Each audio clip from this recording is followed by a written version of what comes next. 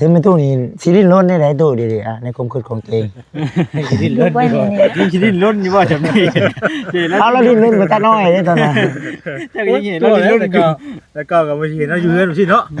มาแบบก็บ่ได้ไปตามเอา บ่ตัดน้อยแล้วบ่มีกินจักดีเอ็ดได้ ปกติก็บ่เห็นแล้วมื้อตู้สิมานั่งอยู่สิเนาะอยู่อันนี้ดีบ่เนาะ มื้อหน้าสิให้ไปตู้ไปตัดอ้อยมื้อหน้าไปบ่ ไปไปตัดอ้อยคันเฮือนสูงก็ได้จังไปนี่ยังไปบ่ได้แล้วลูก ไปบ่ได้ตอนนี้เนาะ แต่เดี๋ยวนี้อยากไปใจก็จะขาดอยู่แล้ว เอา บ่เลยก็อยู่นี่อยู่แบบว่าอยู่ไว้กันชื่อเท่าอะไรกันเนาะก็จะได้ คำว่ามีน้ำเจาะนี่สิสูบได้อยู่บ่ ได้อยู่ ก็ได้มีบ่ คะแนนมีติ แล้ว อ๋อ ก็มีน้ำเดี๋ยวจะปลูกฮอดฟักเนาะ เออ ก็ไม่น่าสิปวดพักกิน ขาด ได้ แน่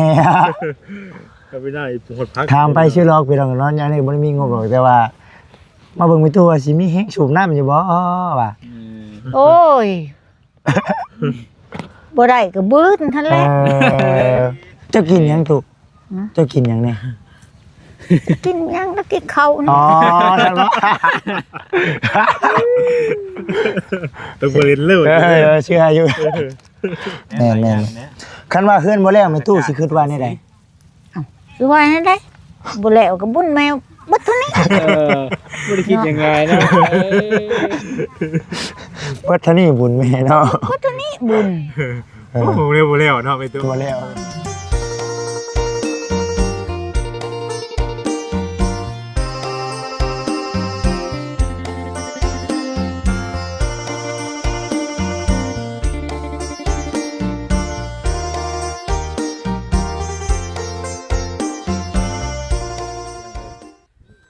ลมหนาวคือเก่าเนาะพี่น้อง FC ทุกท่านเป็นจังไดเนาะบรรยากาศต่างๆประเทศ หรือว่าทางฝั่งไทยเฮาทางฝั่งลาวทางใต้ทางเหนือพี่น้องเอ้ยเนาะลมหนาวคือกันอยู่บ่พี่น้องปอตัวลมหนาวเด้อพี่น้องเด้อเนาะกราบทักทายสบายดี FC ทุกท่านเนาะครับพ่อกับพ่อจิตคือเก่าพี่น้องเอ้ยโอ้ยมาวันนี้คือมีเสียงแหบแท้พี่น้องเอ้ยแหบมหาเสน่ห์เนาะอาสาพี่น้องเนาะมื้อนี้ก็คำแล้วพี่น้องเนาะแต่ว่าพ่อจิตเองก็มาหาทางแม่เฒ่าคูณแล้วก็สิได้เอาของฝากของต้อนจากลูกหลานทางฝั่งไทยเพิ่นหาเงินมาให้กับทางพ่อจิตชื่อเครื่องชื่อของให้เพิ่นพี่น้องเอ้ยเนาะเป็นของอยู่ของกินนั่นแหละระบบผสมของชื่อของน้ำอย่างนั้นก็เอื้อยเนาะว่าภาษาไทยก็เอิ้นพี่เนาะ พี่สาวเนาะหรือว่าเอื้อยพี่น้องเอ้ยให้ครับทั้งบัจิตนี่ซื้อของกินมาให้มาเสร็จแล้วได้ก็จะได้ไปมอบให้ครับทางไอ้ตู้เพิ่นก่อนเนาะพี่น้องเนาะเด้อก็ขอขอบคุณทุกคนหลายๆเด้อเด้ออยู่ดีมีแห้งได้สุขภาพแข็งแรงอายุมันคนยืนมีน้ำจิตน้ำใจเพื่อแผ่แพ่งเด่นปัดเนาะทางครอบครัวผู้ที่ว่าด้อยโอกาสผู้ที่ว่าทุกข์ยากนั่นแหละแต่ว่าจิตนี่โอ้ยมื้อนี้สุดยอดเสียงเนาะไปซะพี่น้องบ่หลายกะเวลามันก็สิยืดยาวเนาะก็สิพา FC ไปเบิ่งไปชมนำกันพี่น้องเอ้ยโอ้บ่สวัสดีให้ยืมไม้อีกแล้วพี่น้องเอ้ยอันนึงเด้อขอบคุณบ่สวัสดีหลายๆเรียบร้อยพี่น้องเอ้ยใส่แล้วใส่ไม้แล้วใส่ไม้บอสดีเพิ่นเสียงโอ้ยมกใจละลายเสียงเป็นจังไรพี่น้องบัดนี้เนาะคือสิบ่มีเสียงรบกวนปานใดบัดนี้เนาะบ่ย่านลมและพี่น้องเอ้ยบัดนี้ช่วงผมยังบ่ทันใส่ไม้น่ะย่านลมพี่น้องเนาะ โอ้พี่น้องเอ้ยเป็นของผักของต้อนพี่น้องเอ้ยเนาะครับทางในตู้เพื่อนโอ้ยอดนี่ข้าวต้มขนมผลไม้รากไม้แน่พี่น้องเนาะเอามาให้ทางในตู้เพื่อนนี่เลยพี่น้องเอ๋ยเนาะนี่เป็นเครื่องไม้เครื่องตอกเล่าเครื่องซานเพื่อนได้พี่น้องเอ๋ยนี่ได้เครื่องซานเพื่อนเอาครบแล้วเตื้องไม้นี่ เขาจ่ายค่าสร้างไปเรียบร้อยแล้วยังไงเนาะทางเบาเวียดเขาพร้อมกันก็ทางเบาเวียดเลยมื้อนี้เอาเบาเวียดสบายดีเนาะทั้งเสาทั้งไม้ได้ครบแล้วเนาะได้แล้วพี่น้องเอ้ยไปตัวนี้น่ะเป็นเพิ่นคูณให้พี่น้องเอ้ยเนาะเพิ่นคูณให้พี่น้องเด้อเนาะถือว่าสิเฮ็ดเสาไปพุ่น4 เมตรจังก็4 เมตร50คูณ5 เมตรบ่พี่น้องเอ้ย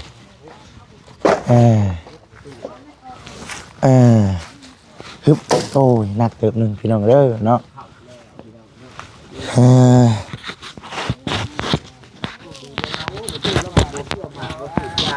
อันน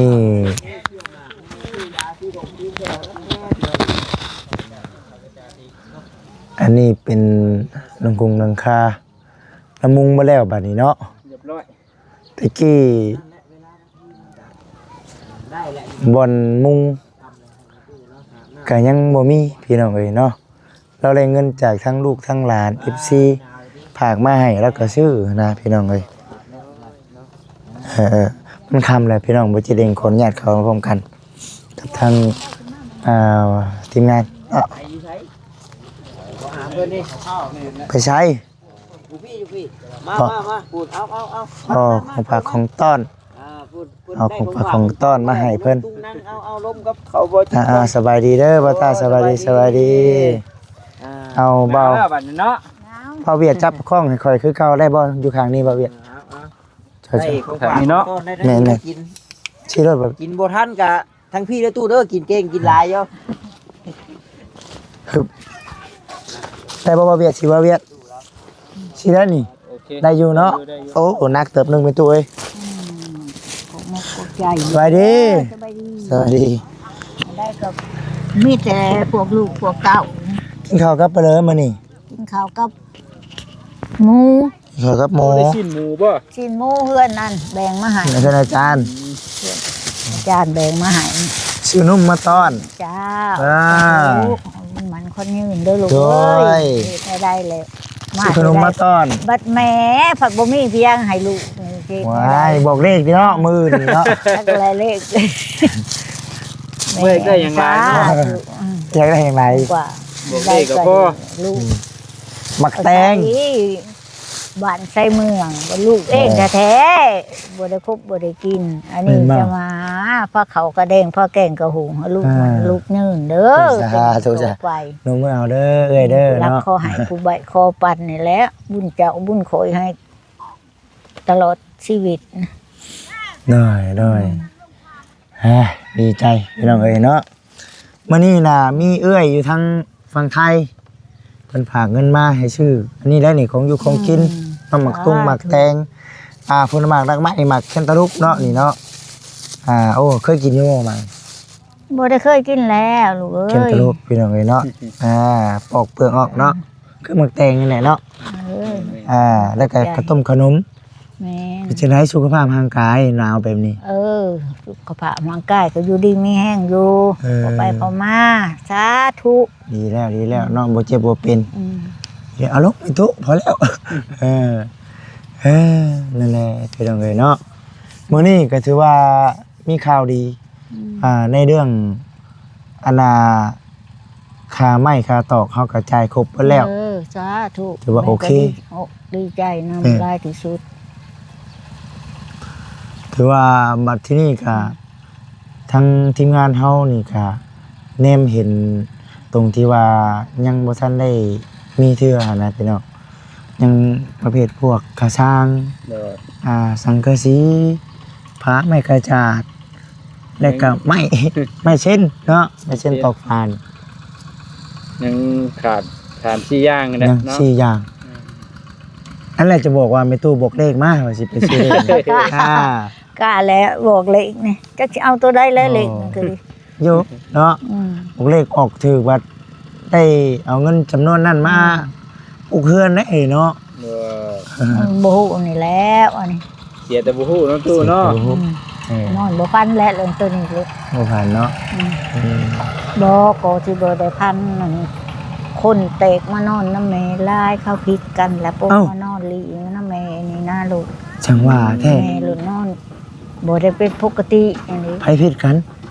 ผัวตีเมียเขาผิดกันแล้วตีกันแล้วปุ๊บมานอนแม่นี่ ผัวตีเมีย เออ มาปมนอนอยู่เจ้า เออเต็มอยู่ในนี่ ไผนอนจะคนนอนนี่ 5 คน 5คนนอนนี่ เด็กน้อย โทนบ่ฮักบ่ ผู้ใหญ่และบ่ฮักดอก เอ้าจังว่า คนผู้บ่มานอนนำ อืม เอ้าคือมานอนหลายแท้ผิดกันเบิด4ปัญหาคนนี่ แล้วลูกเขาเล่นนะแม่เขาผัวตีแม่เขาเลย โอ้ ลูกเขาเล่นนะแม่หลายคนมานอนนะแม่นี่ เจ้านอนใช้ดูก แม่นั้นได้คือนอนอันนี้ เอ้าเจ้าสินอนในไรเอาบ่นอนในไรไอ้นี่น่ะ นอน นอน เหยียดลงไปอย่างสิแล้วนอน นอนในไรตัวเบิ่งดูฮะ ไปอันนี้ก็นอน อ่าน อนห้องเลยสิให้นอนเขาก็นอนเต็มอันนี้เลยมัน หาคนนอนคดกันอยู่ คดกันอยู่หั่นแหละก็มันน่ะก็มันอยู่บ่ได้พันน่ะกันใช้พันก็ชื่อ พอลูกพอเมียพิษกันแหละปุ๊บมาชนมาเช้านำไปตู้ เออ โอ้ยจะว่าเราบอกเลขบ่ยักหา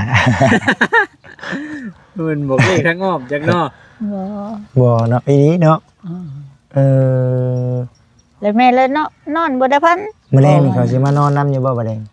มื้อแรกจังเลยเขาเมื่อเลยเด้ เขาดีกันนะมั้งเนาะ เอาก็เมื่อเช้านี่เอาก็เมื่อเช้านี่ผู้เฮือนนั่นก็เมื่อแต่ว่านนี้ พบฮอดมาเพิ่งเย็น ต้นหอมมาเพิ่งเย็น เอาบ่อื่นคือว่ามีอยู่คืออยากมาอยู่นะ บ่ไงบ่โตคือใจคือจักมาชนนำไปตู้ บ่มาชนน้ำแม่นี่ได้ บ่บ่มีลูกมีผัวนี่บ่เนาะ ยันแม่นอยู่ เออ ก็ไปปบกับแม่จะมาชนแม่นี่ โยน้อมเพื่อนผู้อื่นได้ใส่นอกมาเบียดเนาะ บางทีอาจจะมีความเกรงใจเพื่อนผู้อื่นนี่ยันแบบว่ามีลูกมีผัว อันนั้นนั่นบ่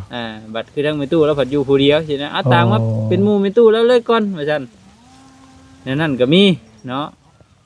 แม่ก็ยินดีแม่ก็ได้ แม่ก็เขาจะนอนกันนอนชูคดก็แนมลูกผัวชูจะหายกูได้ เออ พอเท่านี้เลยพอก็นอน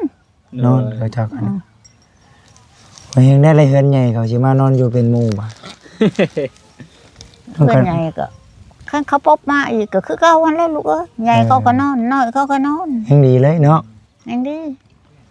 มันจึงมีห ชู มู่ กูนอน เย สิดิ้นชูกูสินอนน้ำบ่นอน เออดีแล้วดีแล้ว มา คุณ แล้วเฮานี่ตั้งเถื่อเฮาสิไปผูกคอตายจะไปเย็นเฮ็ดได้เขา เอาในนั่นบ่บอกลูกหลานน้ำแน่และญาติผู้เขาคิดบ่ทันเนาะ อย่าไปผูกได้ตัวหายกันปานใดก็อย่าไปผูกได้มื้อเพิ่นได้เลี้ยงลูกสู้ได้เขา เออแม่นแม่นแม่นนี่แหละพี่น้องเอ้ยน้ำในเนาะของอยู่ของกินมีประชังยังมี ยังอยู่เนาะ มีครบเข้านี่ยังไม่ได้เจาะจักดีเลยเข้า ยัง โอ้ประหยัดได้ดีไม่ตูน บ่แม่นประหยัด ฮะ ผู้นั้นเอามาให้ผู้นี้เอามาให้ เออ แล้วกินต้นนั้นก่อนอันนี้มันก็เดินมันบ่ได้ไกลแล้ว ดีแล้วฉันเนาะมีคนให้อยู่ให้กินนี่ดีแล้ว ผู้บางคนก็พันมาแต่ง ต้องฟาด ผู้ลางคนอันนั้น อืม สัตว์นะลูกมัน มาแล้วเป็นจังซี่เนาะ แม่นแม่นแม่นแม่นเอาพี่น้องเอ้ยสบายดี ส เทื่อบ ายดี เนาะบ่ เสื้อปะแล้วเนาะบัดนี้ เมื่อป้าไปตู้เลยล่ะบาด อื นี่ ม เงาได้บาดนี่ได้ เงาแล้ว ฮู้อยู่ว่าเราเอาน่ะ ฮะ 5-6 คนมานอนอยู่นำเรานี่ เอ้าคือว่าจังซั่น ถูกผัวตี พบพอดแล้วเพิ่งเห็นว้า ผัวอ่อนมาเพิ่งเย็น เอาก็จะพังกันนะ ชวนเจ้าของนี่นอนอยู่อันน่ะกระเป๋าเขา เพิ่นถามเลขถามเบอร์ เออ แม่แล้วว่าโอ้ยแม่นอนบ่ปกติว่า4-5คนมานอนในนี้ สิหาคนมาหุ่มนอนอยู่นี่ นอนในนี้แห ไป ละ คือว่ามาหุ่มนอนผึกแท้ อ้าวผัวเขาผิดกับลูกกับผัว พี่กับลูกกับผัวละมา ผิดกับลูกกับผัวแล้วปบมาชนแม่นี่ เที่ยวคนอื่นก็มีอยู่เทือนใหญ่กะมันกูนอนเทือนน้อย เพื่อนใหญ่ก็มีเฮียเขาบ่นอนเฮ็ดได้ใส่มานอนนำแม่นี่ก็นอนอ้าวนอน เนาะเนาะ นอนคดเจ้าก็คดคอยก็คดนั่นแหละ อุ่นเฉยบัดนี้เนาะ อุ่นเฉย เอาผมเราก็จะในเคนะตะกี้เราบ่เคยเคได้ เคปันตึ้งคืนนี่บ่ แก่นะช่องคืนเร็ว เออ เข้ามาน่ะช่องคืนเลย โอ้มันนอนในตู้2คื เอน อดีแล้วเนาะ ดีแล้วจ้ะเฮือนใหญ่ก่อนสวยสิมาอยู่นำกูอีกสิดอกเนี่ย มันจังมีหมู่คู่แน่เนาะมีหมู่คู่มาอันนั้นนำเพราะฉะนั้นสิขึ้นมาอยู่นี่บ่ บ่บ่ขึ้นได้ บ่ โอ้ยสิขึ้นได้ ยันมันหัก จ่อยเนาะ เพิ่นแห่งยันหัก เออโรคภัยนี่แจ้งบ่แม่ แจ้งเนาะจะบ่ได้ปิดเลยแม่นบ่ ปิด เพราะว่าแบบว่ากลางคืนเจ้าก็เปิดเลย ปิด ปิดบ่ ไม่ปิดแล้วเดี๋ยว ขึ้นได้เนาะ เพราะเราปิดเป็นแล้วแม่นบ่ ปิดเป็นแล้ว อ๋อดีแล้วจังดีแล้ว เนาะ ได้แล้ว อืม ในจังหวะแบบนั้นขาเบิ่งคันมันอันขอกเลยบีบใส่โลด โอ้ดีแล้วจัง เป็นปิดเป็นเปิดแล้วค่แล้ว อืมก็ถือว่ามื้อนี้ก็มีข่าวที่ว่าเวียกงานเฮาเองมื้อนี้ก็ถือว่าสำเร็จแล้วพี่น้องเอ้ยเนาะมามอบเงินมอบคำเรียบร้อยแล้วบัดนี้ก็พุ่นแหละฮู้ค่าซุงค่าสร้างแล้วเฮาเองก็ยังต้องได้มาแจ้ง FC อีกเทื่อก่อนว่าเฮาเองก็ยังบ่ทันได้มีงบเทื่อมีธรรมจิตมีก็อยู่พี่น้องเรามีอยู่ในจำนวนหนึงแต่ว่าบ่พอเนาะบ่พอแต่ว่า ค่าสร้างเนาะ แม่น ค่าสร้างค่าซื้อเครื่องอุปกรณ์อีกนั่นนี่ แม่นค่าสร้าง ตั้งแต่ภูมิตะปูพี่น้องเอ้ย อื เนาะ มค่าสร้างตะปูฟ้าสังกะสีไม่เส้นได้บ่เส้นเนาะไม่เส้นก็ยังบ่ได้พอบ่ได้มีได้ไม่เส้นไม่เส้น ยังบ่ได้ครบ ยังไม่เส้นน่ะเพิ่นบ่ได้ โค้งเงินสิ แม่นได้แต่โค้งซื่อไม่เส้นตอกฟ้าน่ะ10เส้นน่ะยังบ่ได้เราอ่ะ ว่ามีนำกันไปเลยเนาะว่าครบไปเลย จากที่เฮาถามทางอาจารย์ เรื่องแรกไปเลยสินะ อืม แม่นบ่เนาะ อาจารย์ถามผมอาจารย์เมื่อกี้นี่เด้ตอนนั้นนะว่าเอาเองกันอาจารย์ที่เด็กคือว่าครบเปิดนั่นแหละพี่น้องเอ้ยที่เด็กก็ได้ วันแรกไปเลยสินะว่ามันครบไปแล้ว ไว้เฮาก็จัง จังหวะกันเนาะ มีรักกันมีแต่ให้มีค่าซุมค่าสร้าง อื เนาะ มยังค่าสร้าง ไม่เช่นนะฮะเนาะ ไม่เส้น10เซนนึงหรอกเราว่าไม่หลายเราว่าไม่เส้น เฮาสิเฮ็ดประตูน้ำเด้ อ๋อโอ้กลัวได้เนาะ10เซนจ้ะ เฮาสิประตูน้ำเด้ อืม เอาใส่ปลากระต่ายก็บ่ได้ใช้ร้ายเพิ่นนั่นน่ะ แม่น มีแต่เฮาตั้งหม้องกันพวกเยี่ยมหันอืมแม่น ไว้ก็ติดตามเบิ่งนำกันไป ติดตามเบิ่งเนาะ ขาดเดือนยังเฮาก็จะแจ้งเพิ่มเติมเนาะ ตัวนี้แหละพี่น้องขาดเดือเนาะขาดเดือยังตัวนี้แหละที่ว่ายังบ่ทันได้สำเร็จเทื่อก็ได้พี่น้องเอ้ย โดย แล้วจังหวะนึ่งข้าวนึ่งน้ำได้มานี่ บ่ได้นึ่งมันนี่ แต่ยังคือหลายแท้พี่ตุ๊ ได้ลายและลูกเอามา ลาย เด้ แดงเนาะแดงขนม แม่น เป็นตะลุป ปันกันกินเนาะตู้เนาะปันลูกปันหลาน ปัน กิน ลูก น้ำ ปันล้านแดงและลูก ปันกัน แดง กินตัวเดียวก็บ่ลงแล้ว ปันหมูคูน้ำพร้อม กุ้งหมูกูน้ำพอมังแต่ว่ากินให้บ่เบิดคือ กิน ว่า ยังทำได้แล้วดีอาทิตย์ว่าคน ได้แต่ว่า ยังคือเก่าอยู่ คือยังคือเก่ากินยังในเรื่องชุมลูกชุมหลานเอามาให้นะ ท้องป้าก็กินนะใครก็กินนั่นแหละลูกเอ้ยหัก เป็นยังก็เลยกินเมื่อไหร่แต่ว่า ได้ก็กิน แต่ เบิ ว่า ด มัน แล้ วยังบ่ทันเบิด ที่หมูที่ป้าก็กินเบิดแล้ว เออ หักมันยังบ่หมดเด้ได้ โอ้คำว่าห่วยมามือใหม่เพิ่นนี่มันก็บ่แม่นได้เนาะ ไม่ตู้เอาไปขาย ก็ขายเท่านั้นแหละถ้าเราเอาจังมากก็หมดเอาจังมากก็หมดก็โพดดอก เป็นว่ากินบุบ เห็นว่าข้ามก็ดี กูซื้อมาก็สิบ่ไหวได้เหมือน ผู้ กั ซื้อน มาให้มันก็สิบ่ไหวแหละก็ต้องเห็นได้แล้วบ่ แค่นี้เนาะ เป็นชาวบ้านไม่ตู้กินข้าวกับยังจ้ำแจวอีกแล้วเนาะมื้อไหนก็จ้ำแจวเราเพิ่นให้ ได้ เนาะ ก็ฮู้อยู่ได้เฮ็ดถามเบิ่งสิได้ไว้สิไปกินเพิ่นไว้ว่าก็ของมันหลายเนาะ เขาว่าเฮ้ยก็ได้เอามาแล้วก็กินเบิดโลดนะเขาเอามาใหม่ ว้าว โอ้ยบ่ได้ ให้ขึ้นได้แม่ล่ะ บ่ เนี่ ได้เวลา เอากินได้เลยตู้เอ้ย บ่ได้ได้โตบ่ได้โต ต้องไปตาม มัน ที่ มีง่ายๆดิ ตามขั้นตอนไปได้เนาะ อาหารชูมากูก็กินของชูก่อนอันนี้กูก็ป้าไว้ บ่ได้เฮากินยาบ่มีเนาะ ผู้นั้นเอามาเขาก็กินของผู้นั้นก่อนอันนี้กูก็ป้าไว้ มันแต่ละมื้อนั่นนะผู้ลางคนผัดปิ้งป้าผู้ลางคนผัดปิ้งเทียดผู้บางคนผัดแกง เออ แล้วคนแจว แม่นอยู่ กิ แล้ว นไปแล้วอันนี้มันก็ยังคือเบิ่งเขานี่แหละนี่เด้ เขายังไม่ได้เจาะจากนี่เลยเขาเอามานะ นี่เด้นั่นเนาะไปตัวเนาะมีนี่ก็ได้อุ่นใจแน่เนาะ แต่นี่ก็เขามาขอเขาแม่ยังให้เขาได้ เออ เห็นบ่ ไม่อยู่เมื่อนั้นเขาแลนมาบ่แม่เขากินบ่ได้กินเขาว อืม แม่ก็ตักให้ทรงถ้วย ก็ยังมีคนเดือดร้อนคือกันเนาะตัวเนาะ มีข้าวกินเพิ่นจ้ะ นั่นแหละสู้ไปเป็นจังไงเนาะชีวิตคนเฮานี่แหละยังดีที่ว่าผู้เพิ่นยังมีผู้ลูกผู้ผัวได้ผู้ลูกผู้เมียเนาะก็มีตู้เราไปอยู่คนเดียวเป็นจังไงเนาะก็คือว่าแหละดิ้นรนนั่นแหละเป็นจังไงเนาะดิ้นรนถึงแม่ตู้นี่สิดิ้นรนได้หลายตู้ดีๆอ่ะในความคิดของตัวเอง ดิ้นรนอยู่ยิ่งสิดิ้นรนอยู่ว่าจำนี่ เอาแล้วดิ้นรนไปตาน้อยเด้ตอนนั้น เจ้าก็ยังเห็นเราดิ้นรนอยู่แล้วก็บ่เห็นเราอยู่เฮือนสิเนาะมาแล้วก็บ่ได้ไปตามเอา ไปตักน้อยแล้วบ่มีกินจังดีเอ็ดแน่ได้ ปกติก็บ่เห็นเรามื้อตื้อสิมานั่งอยู่สิเนาะ ปกติกินแล้วมาอยู่แนวนี้ได้ โอ้อยู่บ่ได้แล้วเนาะ ได้ก็คือลูกเห็นหั่นแหล้วควักอยู่เปล่าซั่นนะ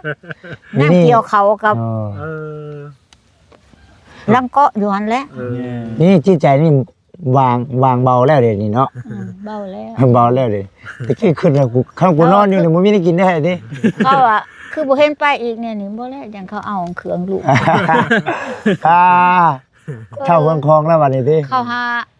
แนวมาให้เผาแล้วบ่หวานนี่ อันแน่ แนวมันตัว แน่มันเลย บ้านคันเอาผ้าห่มไปก็กูขาดตุ้มคันเอาของกินไปกูก็ขาดกินตัวจำเป็นกูก็เผานี่แหละ เอาก้อนเนาะ เอาก่อน ได้กินมื้อกามาให้เนาะ มันไม่ได้จังนี้หน่อยเพื่อนนี่เนาะ มันก็เป็นนี่ประชาทุได้บุญได้ลูก บุญมื้อตู้แล้วนี่น่ะรู้ว่าหยัง บุญไม่ต้ ตุ อง นแล้ว ได้ค ผู้ วาม บางคนเที่ยวทางมาก็ว่าจอดรถมาได้ อ่า เอาให้ คันคงกินก็เอามาให้คือลูกนะคันมีมักแต่งผู้ลางคนก็มักแต่ง เออ ผู้มีเงินก็เงิน บ้านเดียวกันนี่บ่ บ้านอื่นได้ลูก ก็ถามอยู่บ่ก็เจ้าเป็นยังคือมาซอยเห็นเคยเห็นบ่เลย ก็ลูกหลานเขาก็จักกันแล้วก็ยังมาโซ ก็เบิ่งในคลิปนะ แต่ว่าอัน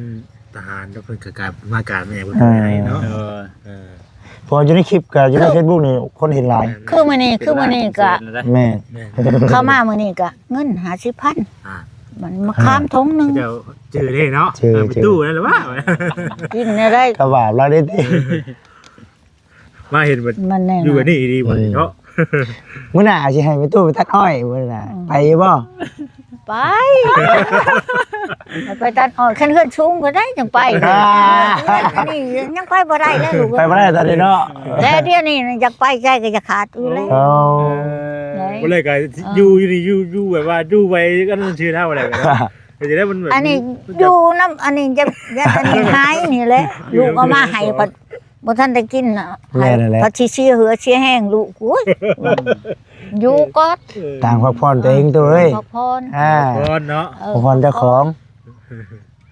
คนเฒ่ากินบ่เปลืองหรอกพี่น้องเนาะนอกจากว่าลูกหลานในบ้านเขาบ่มีเขามาขอเนาะเห็นบ่ตุชาติเองสิบ่ได้กินหลายปานใดเนาะบัดบ่ให้บัดบ่ได้บัดนี้ ไปตู้แล้วก็นอนอยู่แบบนึงเนาะ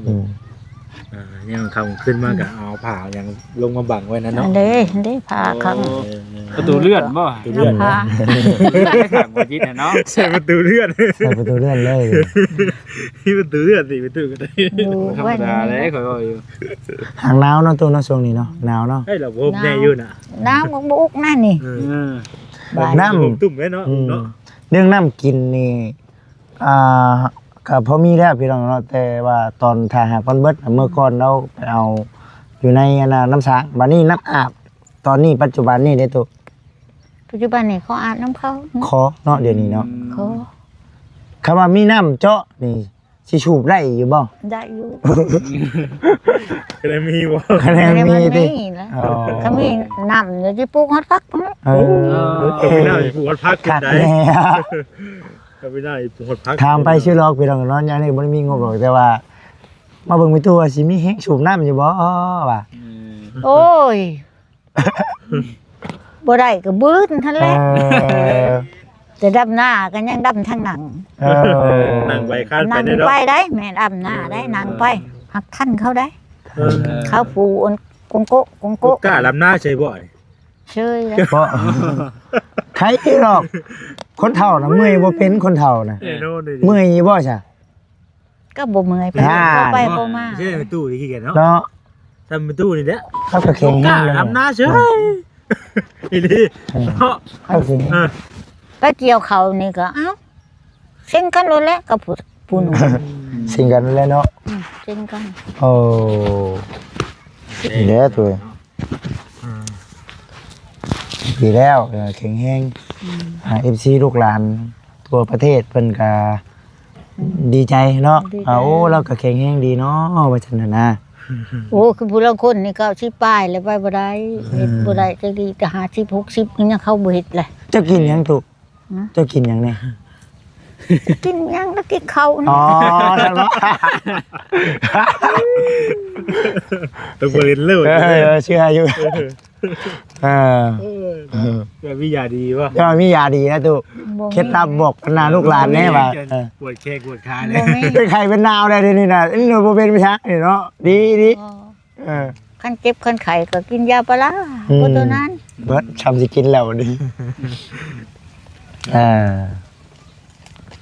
ดีแล้วท่านอันนี้ก็ได้ครับมอบหมายจากทางผู้รักผู้ใหญ่เพิ่นพี่น้องเนาะก็ตั้งใจนั่นแหละว่าในความจริงก็อยากเฮ็ดให้มันสำเร็จนั่นแหละพี่น้องเนาะแต่ว่าอิงตามงบ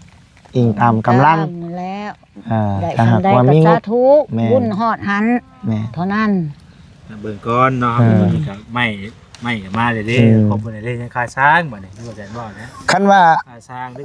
ครูนั่นนี่แล้วหลายอย่างเนี่ย คันว่าเฮือนบ่แล้วแม่ตู้สิคิดว่าแนี่ใด คือว่านั่นได้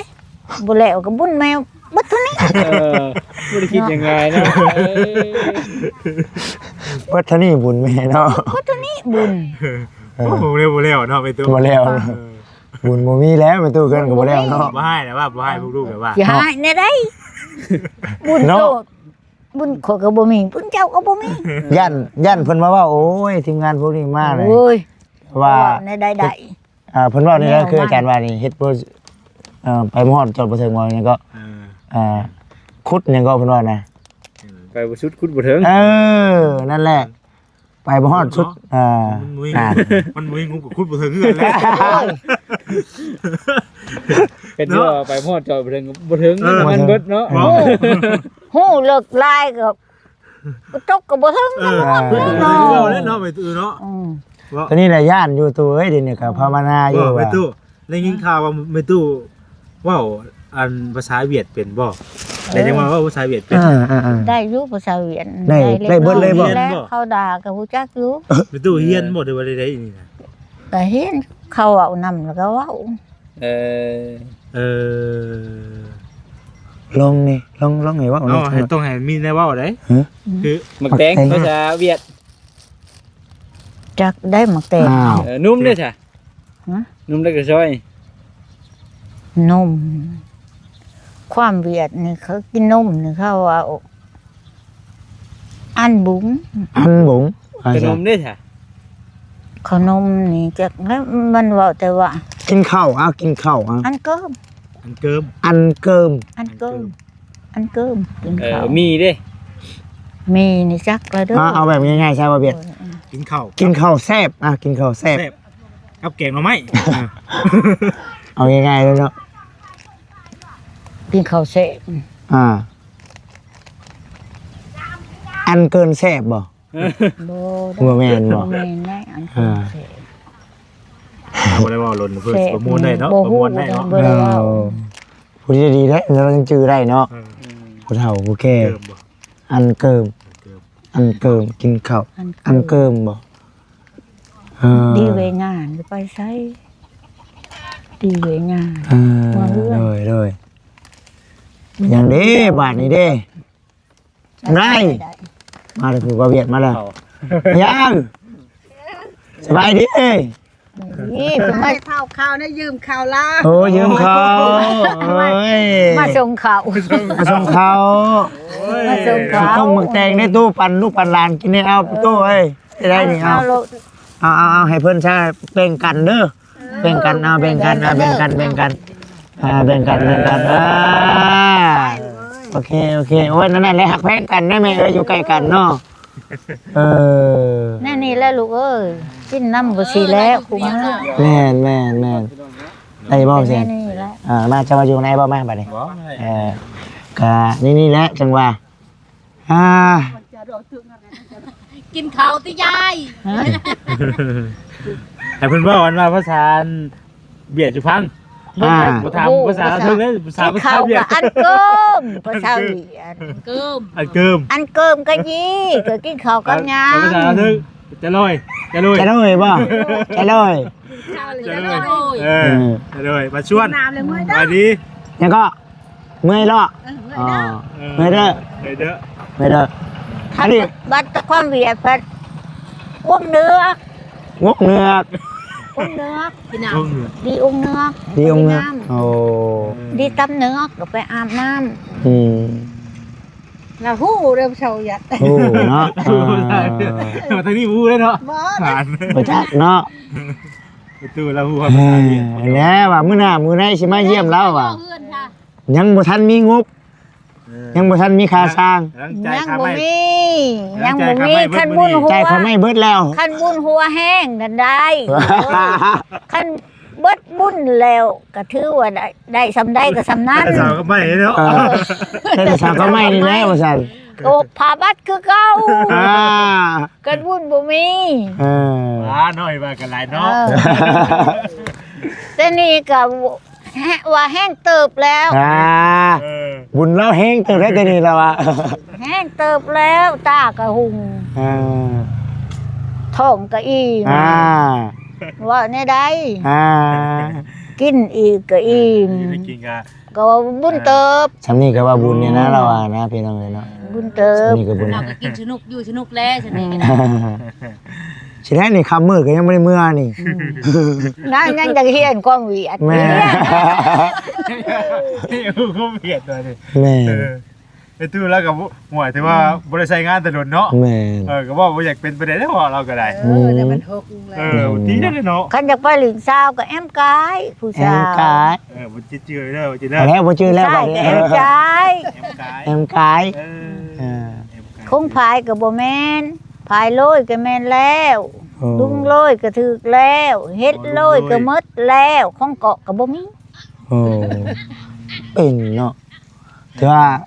ผู้ใดล่าบ่ได้เนาะจักเลย ถ้ามันมาตะกี้มันว่าแม่บ่เป็นความเวียดมันมาแล้วมันปลูกมักเล่นไว้ต้นนาเฮือนแม่นี่บ้านนี่ควายเพิ่นมากินติบ้านแม่เพิ่นบ่อยู่คันแม่อยู่นะแม่ไล่ให้ลูกคงก็ว่าอยากพักก็เขามาเก็บกิน